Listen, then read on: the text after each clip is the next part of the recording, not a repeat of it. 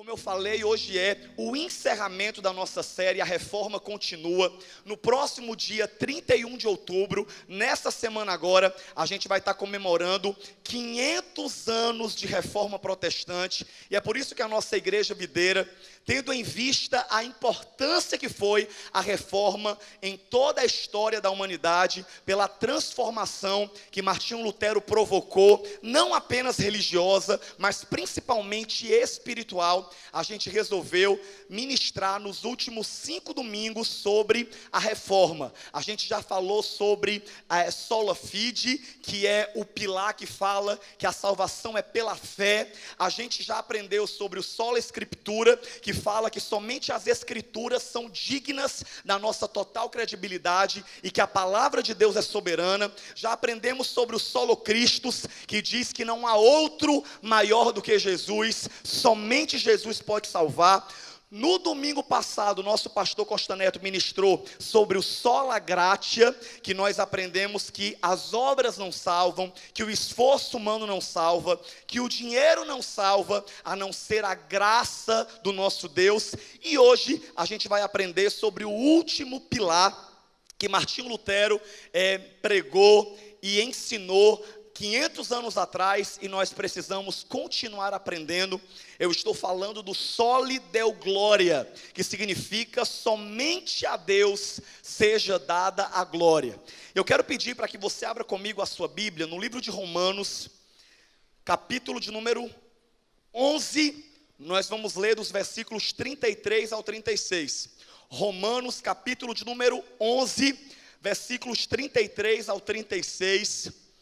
Eu quero ler com vocês essa passagem que todo mundo conhece, que é uma das maiores adorações, um dos maiores cânticos que foram dados a Deus. E Paulo, ele disse em Romanos capítulo 11, versículo 33 a 36, o seguinte: ó profundidade das riquezas, tanto da sabedoria como da ciência de Deus, quão insondáveis são os seus juízos, e quão inescrutáveis os seus caminhos. Porque quem compreendeu a mente do Senhor, ou quem foi o seu conselheiro, ou quem lhe deu primeiro a ele, para que seja recompensado? Porque dele, por ele e para ele são todas as coisas. Glória, pois, a ele eternamente. Amém. Amém?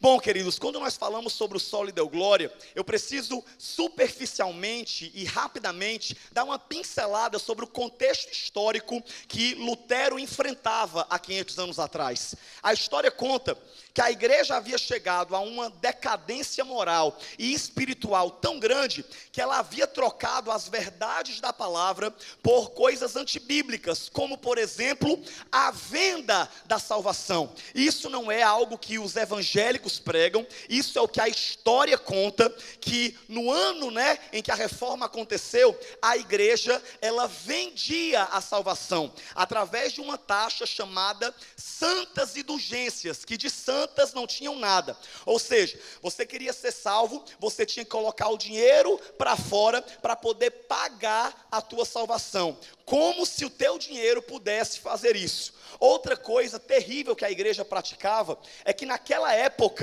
objetos tidos como santos eram vendidos como relíquias. Como, Samuel? Eles pegavam árvores e quebravam, partiam em vários pequenos pedaços e vendiam para a igreja, afirmando que aqueles eram pedaços da cruz de Cristo. Diga misericórdia. E as pessoas compravam os pedaços da cruz de Cristo como se aqueles pedaços de madeira pudessem salvar. Eles pegavam pedaços de madeira e diziam que eram espinhos, e assim enganavam a muitas pessoas. E é por isso que é tão importante a gente voltar para fazer uma reforma atualmente, porque a gente pensa que isso aconteceu só no passado. A gente acha que o povo vendia artigos, tidos como santos somente naquela época, mas a gente sabe que a gente tem TV e a gente vê que tem igreja que vende o sabonete da terapia, do amor, que você compra o sabonete, o espírito maligno de prostituição do teu marido sai quando ele toma banho com o sabonete que você compra, porque é um sabonete consagrado. Muitos vendem a vassoura do descarrego que você compra com uma oferta de R$100 e você limpa a casa e os demônios são colocados para fora. Enfim, as pessoas são cheias de crendices, e hoje você vai entender de uma vez por todas que o que abençoa a tua vida não são pedaços da cruz, não é o sabonete da terapia do amor, não é a vassoura do descarrego, não é o óleo de Israel, nem a areia do Mar Morto. O que salva e abençoa a tua vida é o sangue de Jesus Cristo que já está sobre você, é o nome do Senhor Jesus que gratuitamente está sobre a sua vida. Olha para a pessoa do seu lado e fala assim: ei, a salvação é de graça, viu? Fala assim para a pessoa do seu lado: se preocupe não, você não vai precisar pagar para ser salvo hoje. Porque tem gente que tem medo, né, de ir para a igreja evangélica, acha que tem que pagar. Conversa é essa? A salvação é de graça. E quando a gente fala sobre esse contexto, algo que também muito perturbou a Martinho Lutero, é que a liderança religiosa da época havia chegado a um patamar em que eles haviam se colocado acima da própria palavra de Deus. O que o líder da igreja na época falava era mais importante do que até o que a Bíblia dizia. E é por isso que Martinho Lutero se levanta e declara: somente a Deus a glória, afirmando que nenhum outro homem poderia ser glorificado, porque o nosso Deus divide a sua graça, divide a sua bondade, divide as suas bênçãos, divide o seu amor, mas a glória dele é intocável. Deus não divide a sua glória com outro homem, com outro animal, com outro objeto. A glória é somente dele, e ai daquele que tenta tocar na glória que somente a Deus pertence.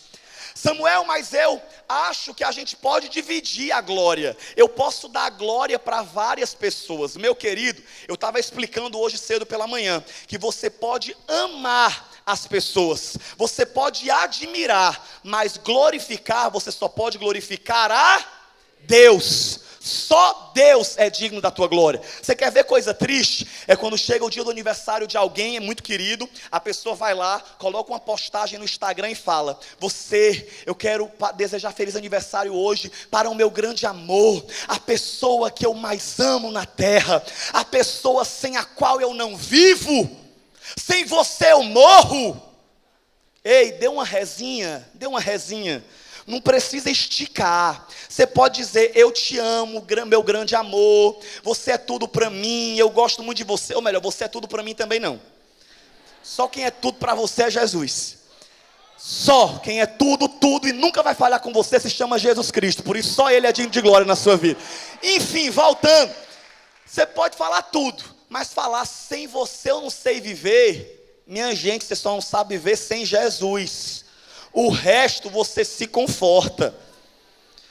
Quantas vezes a gente perde algum familiar? Quem já perdeu um familiar e na hora pensou que ia morrer? Eu já perdi doido, eu falei: agora eu morro. Diz aí que eu nem morri. Porque o Espírito Santo dá o conforto. Agora sabe o que é a morte? É você perder o Espírito Santo. Sabe que a morte é o vazio que a ausência de Deus deixa. Você coloca bebida, coloca farra, coloca mulheres e nada preenche, porque não há nada que preencha o vazio de uma alma sem Deus. Então é por isso que a palavra de Deus aponta que Deus não divide a sua glória com ninguém. Em Êxodo capítulo 20, dos versículos 3 ao 5, o primeiro mandamento que Deus deixou foi: não terás outros deuses diante de mim, não farás para ti imagem de escultura, nem do que está acima do céu, nem embaixo da terra, nem nas águas debaixo da terra, não se encurvarás a elas, nem a adorará, porque eu, o Senhor, sou Deus zeloso. Você não pode ter outro Deus. Ah, Samuel, mas existem muitos deuses. Existem falsos deuses, mas Deus só existe um, o Senhor Todo-Poderoso.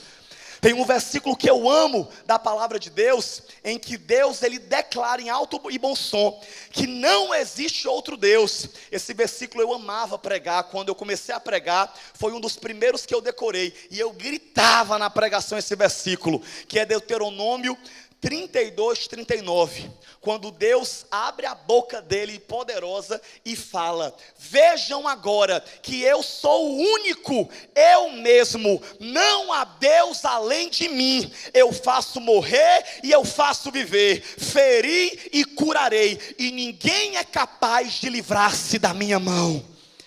Sabe quem é esse aqui? Bata no peito e fala assim: esse é o meu Deus. Olha para a pessoa do seu lado e fala assim: não mexe com o meu Deus não, viu? Fala assim para ele que por acaso é o seu Deus também.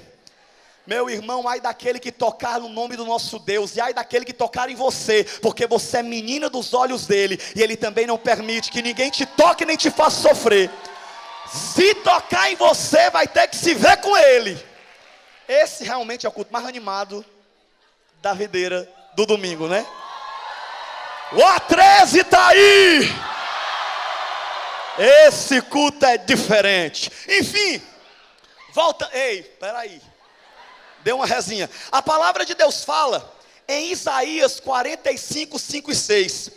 Para fechar esse raciocínio sobre a glória ser de Deus, Deus abre a sua boca e fala. Em Isaías 45, 5 e 6. Presta atenção.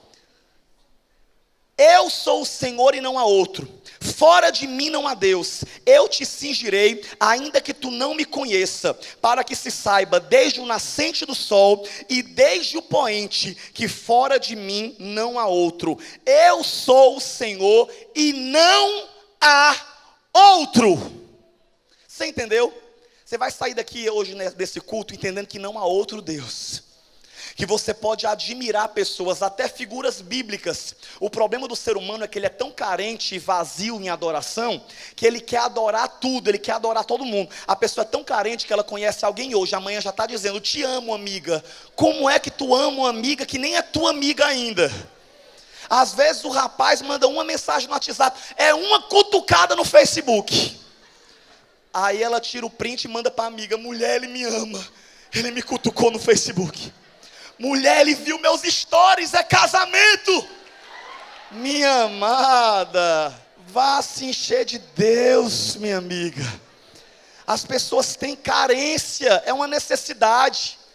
Se você é uma pessoa carente e tem muito amor para dar, tem muita expectativa para gerar, faça uma coisa certa, coloca esse amor e essa tua expectativa no Senhor. Se está solteiro, jovens do A13, a Bíblia fala que os solteiros cuidam das coisas do Senhor e se ocupam na casa de Deus, para dar o seu melhor servindo a Jesus. Esse negócio de menina de 13 anos apaixonada, está errado. 13 aninhos só, 12. Aí bota no Facebook: ele não sai da minha cabeça. O que não sai da sua cabeça com 12 anos é piolho e lêndia.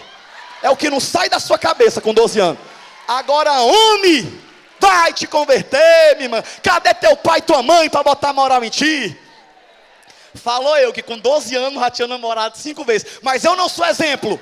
Eu não sou exemplo, que eu não era crente na época. Eu não era servo de Deus. Eu não conhecia o evangelho. Vocês que são jovens do A13, que estão buscando a Deus aqui, vocês estão aprendendo que sabe quem é que vai dar para vocês tudo que o coração de vocês sonha? Não é o mundo, é o Senhor. E é por isso que é o Senhor que deve ser a prioridade da sua vida, e é a Ele que você deve dar glória. Podem tentar te oferecer droga, você vai dizer: eu não vou provar dessa droga, porque eu já estou embriagado com o Espírito Santo, e eu não preciso disso. A presença de Deus me alimenta. A presença de Deus me sustenta. Então não divida a glória de Deus com outra coisa que te oferecerem. Amém? Deus não divide a sua glória. A Bíblia fala que todas as vezes que alguém tentou tocar na glória de Deus, Deus mesmo defendeu o seu nome. Em 1 Samuel, capítulo de número 5, conta a história quando uns filisteus venceram uma batalha contra Israel. Eles estavam em uma peleja, e aí os filisteus tiveram vitória naquele dia. E quando eles tiveram vitória, eles acabaram roubando a arca, que no Antigo Testamento era um utensílio que guardava a glória de Deus. E a Bíblia fala que eles então pegam a arca, você vai ver essa história em 1 Samuel, capítulo de número 5, e eles levam para a capital de Asdod, tiram a arca de Ebenezer e levam para Asdod, que era uma das 5 capitais filisteias, aonde um deus com D minúsculo, cujo nome era Dagon, era exaltado. Eles pegaram a arca do nosso Deus e colocaram dentro do templo, aonde estava uma imagem gigantesca do seu Deus Dagon. E a Bíblia fala que eles colocaram a arca diante da imagem, fecharam a porta, sem ter ninguém dentro do templo, e foram dormir, exaltando a Dagon, e dizendo: Dagon é o verdadeiro Deus, porque ele nos deu vitória contra Israel. E sabe o que a palavra de Deus fala? Que pela madrugada, enquanto eles dormiam, de repente eles ouviram um papoco grande, um barulho como se fosse um terremoto, um barulho que vinha do templo. E quando eles chegaram correndo no templo de Dagon, que eles abriram a porta, a Bíblia fala que a imagem de Dagon, sem ninguém ter estado ali, a não ser a presença poderosa da glória de Deus, a Bíblia diz que a estátua de Dagon havia caído de rosto em terra diante da arca do Senhor. Eles ficaram nervosos, levantaram mais uma vez a imagem e disseram: tem nada não, foi um vento que entrou. Como é que entra um vento num lugar fechado? Enfim, deram a desculpa e foram deitar-se novamente. Quando deitaram novamente, mais uma vez a glória que estava sobre a arca fez com que a imagem de Dagon caísse. Mas quando ela caiu pela segunda vez, que abriram a porta do templo, Deus havia feito o serviço completo. A estátua estava quebrada, com as mãos cortadas de um lado e a cabeça cortada de outro. Os filisteus adoeceram com terríveis enfermidades, pegaram a arca do nosso Deus e devolveram para o povo de Deus, e disseram: com o Deus de Israel ninguém pode mexer, com o Deus de Israel ninguém pode brincar, porque ele derrotou a Dagon. Louvado seja o nome do Senhor. Não há outro maior do que o seu Deus. Pois bem, Samuel, eu já entendi que a glória somente a Deus pertence. Agora me diz como é que eu vivo uma vida em que eu dou glória a Deus. Sabe por quê? Porque, queridos, se tem uma coisa que a gente deixou cair, muitas vezes a gente deixa cair na rotina, é a questão de dar glória a Deus. Quem aqui gosta de dar glória a Deus? Estou vendo como vocês gostam, só levantar a mão. Quem pode dar um glória a Deus aí? Vamos dar 3 glória a Deus, só para você aprender. 1, 2, 3. Glória a Deus, glória a Deus, glória a Deus. Essa é a expressão que a gente mais fala. Está tudo dando certo, a gente diz. Se algo deu errado pela fé, a gente diz. Se a doença aparece, a gente. E quando Deus cura? Se a porta se fecha, glória a Deus, Deus está no controle, Deus vai abrir uma porta maior. Se a porta se escancara, glória a Deus, Ele tem a chave de Davi que abre e ninguém fecha, e fecha e ninguém abre. E a porta que Ele abrir para você, ninguém vai poder fechar. Ou seja, em tudo na nossa vida a gente dá glória a Deus. Só que quando a gente fala sobre dar glória a Deus, é muito mais do que uma expressão que a gente solta. Dar glória a Deus é viver uma vida de adoração. A Bíblia fala em Salmo de número 29, verso de número 2. Olha o que é que está escrito na palavra de Deus. Salmo 29, verso 2 diz: dai ao Senhor a glória devida ao seu nome, adorai-o na beleza da sua santidade. E em João 4, 23 diz: mas a hora vem, já chegou, em que os verdadeiros adoradores adorarão ao Pai em espírito e em... Como é que eu dou glória a Deus na minha vida? Primeiro, é vivendo uma vida de adoração. Tem gente que acha que a adoração é o que você pratica quando você vem para o culto. Você apronta miséria da porta para fora, amaldiçoa todo mundo, espragueja todo mundo, faz o que quer. Aí quando entra na igreja, veste assim a fantasia de crente, puxa a roupa, faz uma carinha plácida de quem não peca. Estava se matando dentro do carro, o casal vem se matando no carro. Eu estou vindo para a igreja com ódio, porque tu não fez comida direito lá em casa, cão. Cala a boca, Satanás, é para dar glória a Deus que eu ainda fiz. Está se matando. Quando abre a porta na porta da igreja, aí os voluntários vão receber a paz do Senhor. Aí os dois com a cara mais lisa, diz: a paz, amado. Desça, minha princesa, desça, amor. Vamos para o culto. Sabe como é que a gente chama isso? Hipocrisia. Você ser uma coisa na igreja e você ser outra fora. Deus não quer cantores profissionais, senão Ele convertia qualquer artista desse aí do mundo. Deus quer verdadeiros adoradores que vivam aquilo que cantam, que vivam aquilo que ouvem, que vivam a integridade da palavra de Deus em suas vidas. Você dá glória a Deus quando você passa por essa porta, você vive a palavra de Deus dentro de você.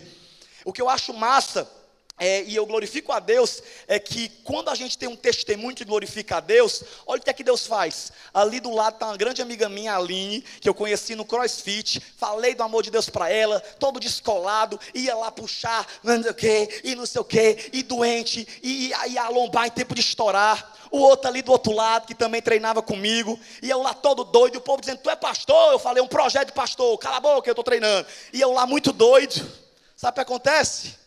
Só que eu contei, não passei nem 4 meses nesse CrossFit, mas só que eu contei, eu acho que já veio uns 17 colegas meus do CrossFit aqui na videira assistir o culto. Sabe por quê, meu irmão? Porque o que atrai as pessoas para Jesus não é uma pregação rebuscada, não é uma aparência de santo. O que atrai as pessoas é o evangelho vivido na prática na sua vida. É, em vez de você ser o crente chato, você ser o crente cheio do Espírito Santo, que ama as pessoas, que trata com respeito e diz, vamos lá na igreja assistir o culto, que tu vai ver o que é domingo abençoado dentro da comunidade cristã videira. E é por isso que você precisa entender que o que Deus quer de você, se você quer dar glória a Deus com a sua vida, viva uma vida que adora a Deus. Se tem uma coisa que a gente tem que entender, meu amigo, é que não é um momento.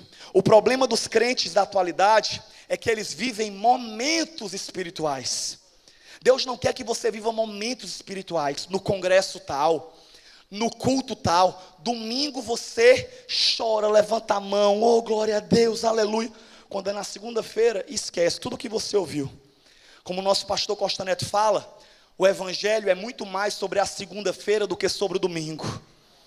Porque no domingo, todo mundo é santo. Dá uma olhadinha para a pessoa do seu lado, da cabeça aos pés, olha a cara de pessoa boa do teu lado. Você olha para uma pessoa dessa no culto e não imagina ela pecando. Ou você consegue imaginar? Tem uns que você consegue, porque vem a gangue junta, né? Senta os 4 pertinho, aí um fica conhecendo o outro. Mas o natural é a gente olhar e achar todo mundo uma bênção. Mas sabe o que é legal? É que Deus sabe quem nós somos. E se você quer dar a Deus, somente a Deus agora na sua vida, está na hora de você começar a viver uma vida que adore ao nome do Senhor. Você quer saber como é que você dá mais glória a Deus? Mateus capítulo 5, versículo 16, nos ensina que a gente dá glória a Deus quando a gente reflete o caráter de Jesus, quando a gente parece com Jesus. Eu não quero parecer com um pastor fulano de tal, com um cantor gospel, não. Sabe com quem é que a gente tem que buscar parecer? Com Jesus. Sabe por quê? Porque quando a tua referência tropeçar, você não vai tropeçar, porque o teu padrão e a tua referência vai ser Jesus Cristo. Sabe qual é o problema de muita gente? É que firma a sua fé em outras pessoas. E quando você faz de Jesus o alvo que você quer alcançar, você não olha para a direita nem para a esquerda. Olha o que é que a palavra de Deus fala. Jesus falou em Mateus 5,16. Assim resplandeçam a vossa luz diante dos homens, para que eles vejam as suas boas obras e glorifiquem ao Pai que está no céu. Sabe como é que você dá glória a Deus na sua vida? Quando as tuas obras glorificam a Deus. Mas vamos ver se você aprendeu o que foi pregado aqui nos outros domingos. As boas obras salvam? Boas obras salvam? Você entendeu isso já, não já? O que é que salva é a fé em quem? Através da Efésios 2,8. Pela graça sois mediante a... E isso não vem é dom de... As boas obras não salvam, mas as boas obras evidenciam que você foi salvo. As boas obras não podem te salvar, até porque não é todo dia que você tem força para fazer boas obras. Mas através de Cristo Jesus, quando você é salvo, é incrível como Ele trabalha na tua vida, de modo que você consegue fazer o bem. Tem hora que se fosse pela tua carne você matava, Mas como você tem o Espírito Santo, ele te fortalece e você ama. Hoje pela manhã eu dei o exemplo que um dos lugares que eu mais peco é no trânsito. Quem aqui passa estresse no trânsito? Diga: Jesus me ajuda. Jesus me ajuda. Na vinda mesmo, tinha assim uma tartaruga na mão da esquerda. E eu falei: Senhor me dê graça, Senhor me dê graça. Ainda bem que eu tinha pregado sobre isso de manhã e eu vivi a palavra. Eu falei: sai do meio, filho de uma mãe ungida. Que Deus te abençoe. Sai da frente. Vai para o céu abençoado. Porque, meu irmão, é difícil você viver o evangelho. Aí lá na minha esquina, agora tem um senhor que ele pede esmola e ele anda com um pau, um pedaço de pau de madeira. E se você não der dinheiro a ele, ele papoca o pau no vidro do seu carro. Ele já fez isso comigo 3 vezes. E aí eu estresso, eu falei: Senhor, um dia que esse homem pegar um doido. E aí, irmão, a gente com medo já dá dinheiro a ele. Só que se não for R$5, se você der uma moeda, ele papoca no vidro do seu carro de todo jeito. Quando foi ontem, que eu estava indo pregar numa igreja, que eu estou chegando na esquina, eu já avisto ele, está lá com o pau dele na esquina do Instituto dos Cegos, Bezerra de Menezes com Padre Anchieta. Quando eu vejo ele, eu falei: lá está o mestre dos magos.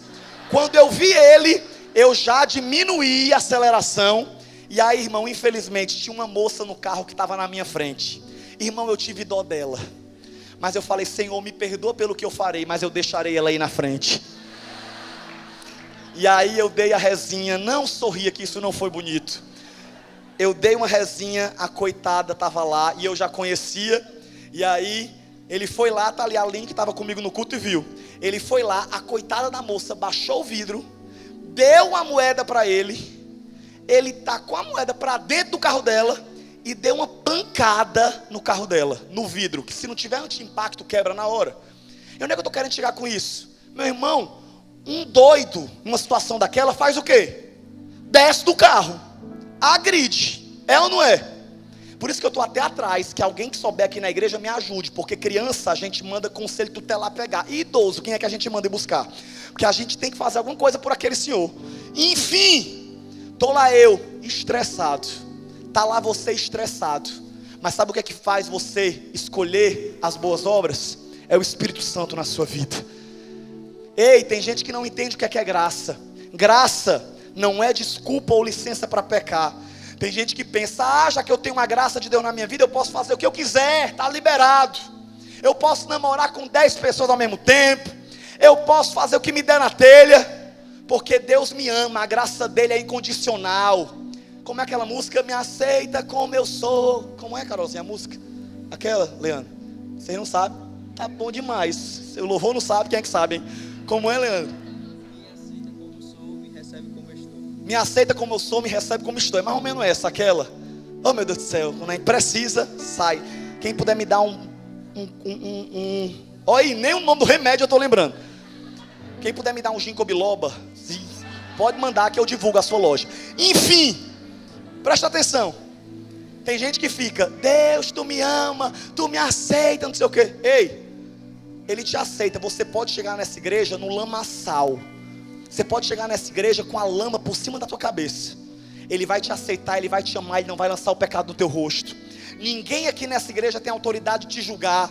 E se alguém te tratar mal nessa igreja, pode procurar a liderança da nossa igreja, que a gente vai conversar com essa pessoa. Aqui nesse lugar, tem lugar para todas as pessoas. Aqui nessa igreja, as portas estão abertas para qualquer tipo de gente entrar. Mas só tem um detalhe: Ele te aceita como você é, mas Ele não vai deixar você permanecer como você é para sempre. Esse é um lugar de transformação, que a graça não vai te oprimir, a graça vai te constranger em amor. Hoje pela manhã eu dei um exemplo que não dá mais tempo eu dar, sobre a Edileuzinha, a mãe da Carolzinha, que agora está aqui na frente. E eu contei que há muito tempo atrás, eu e a minha família passamos por uma luta muito grande.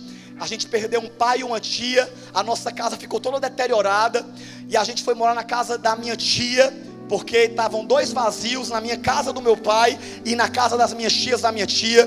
E a gente passou por uma fase muito difícil, e até que depois de 2 anos a minha mãe decidiu voltar para casa, e a casa estava toda caindo os pedaços. Tu lembra, Carolzinha? E aí a gente falou assim: rapaz, como é que vai reformar essa casa da minha mãe para ela voltar? E a gente também. Só que na época eu e o André viajávamos o Brasil, a gente não parava nem uma semana em Fortaleza. A minha mãe que queria voltar. E aí a gente orou a Deus. E sabe o que aconteceu? Há 12 anos atrás, eu tinha 18 anos, 17. Há 12, 14 anos atrás, a mãe dessa moça bem aqui, a Edileuzinha, junto com a Verônica, que são nossas amigas, há quase 15 anos, sem a gente saber de nada, juntou amigos. Um ficou responsável pelo cimento, outro para a areia, outro pela tinta, e a gente pregando a palavra sem nem saber o que Deus estava fazendo. E quando foi numa segunda-feira pela manhã, um caminhão estaciona na porta da minha casa. E quando o caminhão estaciona, eu olhei e falei: o que é isso? É aqui que vai ter uma reforma? E eu falei: em nome de Jesus, mas nem agora não. Eu não tenho condição não, moço, de pagar isso aí. Não, tá pago, rapaz, abra o portão que vai começar hoje a reforma aí. E aí eu olhei e falei: meu Deus, mãe, se ajeita que chegou lá do Oscilar, o Luciano Huck, vão filmar. E eu ajeitando meus cabelos. Mas não, meu irmão, não era o Huck não. Não era o lá do Oscilar. Sabe quem era? A mãe dessa moça, a Didi e a Verônica, que haviam se organizado e juntas reformaram toda a nossa casa em 1 mês e meio. E eu disse isso diante da Edileuza no primeiro culto, e digo mais uma vez diante da Carol, que enquanto vida eu tiver, eu vou guardar essa gratidão e essa amizade que a gente tem há tantos anos. Sabe por quê? Porque a gente não sabe o quanto a roda gigante vira, o quanto Deus faz. E hoje o que eu tenho com a Carolzinha, com a Edileuza, com toda a família, é uma dívida não de dinheiro, é uma dívida de amor e gratidão. E é isso que você tem com Deus. Quando o pecado se apresentar para você, você vai olhar para o pecado e vai olhar para Deus e vai dizer: um Deus que me amou de tal maneira, um Deus que enviou o seu filho, como eu poderia fazer isso contra ele? Como eu poderia me afastar do Senhor? E é por isso que hoje nesse lugar nós vamos encerrar declarando que somente a Deus pertence a glória. Samuel, e se é somente de Deus a glória, o que é que a gente vai dizer essa noite? A Bíblia fala que toda a glória que Deus tem, Ele apontou para uma pessoa. Em Filipenses capítulo 2, versículo 6 a 11 está escrito: e Cristo, embora sendo Deus, não considerou que ser igual a Deus era o que deveria apegar-se. Antes esvaziou-se a si mesmo, tornando-se servo e semelhante aos homens. E sendo encontrado em forma humana, o nosso Jesus se humilhou a si mesmo e foi obediente até a morte, e morte de cruz. E porque Jesus glorificou ao Pai, a Bíblia fala que Deus o exaltou soberanamente à mais alta posição, e deu a Jesus um nome que é sobre todo nome, para que ao nome de Jesus todo joelho se dobre, no céu, na terra e debaixo da terra, e toda língua confesse que Jesus Cristo é o Senhor, para a glória de Deus Pai. Levanta a tua mão e diga: a quem pertence a glória? Declare para sempre amém. A Ele, somente a Ele a glória. A Ele a glória.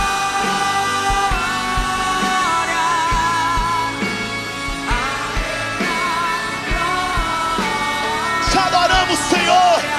Levantamos o Teu nome essa tarde, Jesus.